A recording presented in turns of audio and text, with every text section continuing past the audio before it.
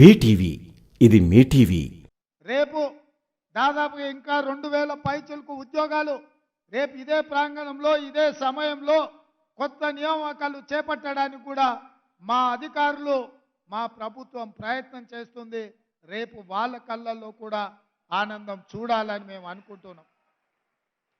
చాలామంది అంటున్నారు, ఆయన అల్లుడు హరీష్ రావు గారు అంటున్నారు, ఎందుకయ్యా ఎవరి నియామకం వాళ్ళ ఇంటికి పంపిస్తే సరిపోద్ది కదా, ఇంతమందిని ఇక్కడికి ఎందుకు పిలవాలని నేను అడుగుతున్నా. అయ్యా నీ కడుపు నొప్పి ఏందని నేను అడుగుతున్నా.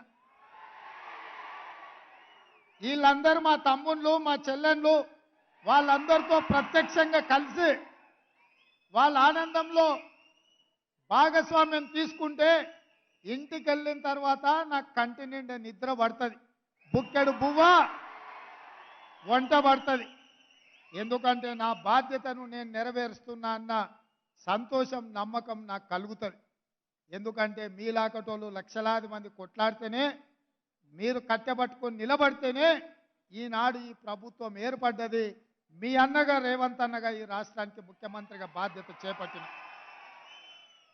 అందుకే ఈరోజు ప్రతి సంతోషకరమైన సందర్భంలో మిమ్మల్ని కలుసుకోవాలని, మీరు చెప్పేది వినాలని, మీ సంతోషంలో భాగస్వామ్యం తీసుకోవాలన్న ఆలోచనతో ఈ కార్యక్రమాలకు ఎల్బీ స్టేడియం వేదికగా ఈరోజు ఏర్పాటు చేసినాం. ఎల్బీ స్టేడియంలో ఆయన వేలాది మంది సమక్షంలో మేము ముఖ్యమంత్రి బాధ్యత చేపట్టినప్పుడు మా కుటుంబ సభ్యులు, మా శ్రేయాభిలాషులు, మా మిత్రులు, మా అభిమానులు ఎంత ఆనందపడ్డారో, ఇవాళ మీ నియామకాల సందర్భంగా కూడా మీ తల్లిదండ్రులు, మీ సోదరులు, మీ కుటుంబ సభ్యులు ఆ సంతోషంలో భాగస్వాములు కావాలన్నదే మా ప్రభుత్వం యొక్క ఆలోచన. అందుకే మిత్రులారా, మిమ్మల్ని అందరినీ ఇక్కడికి రప్పించి మీ సంతోషంలో మేము కూడా భాగస్వాములమై మీ ఉద్యోగ నియామక పత్రాలు అందించే కార్యక్రమాన్ని చేపట్టినాం. చేపట్టాలా వద్దా అని నేను మిమ్మల్ని అడుగుతున్నా. చేపట్టాలా వద్దా? మీ సంతోషంలో మేము భాగస్వామ్యం పాల్గొనడం మీకు ఇష్టమా లేదా? ఆ హరీష్ రావు నన్ను అడ్డం పడితే చెప్పండి. మా అన్న దగ్గరికి పోయినాం, మా అన్నను కలిసినాం, మా అన్న మాకు అండగా నిలబడ్డాడని ఆయనకు చెప్పండి.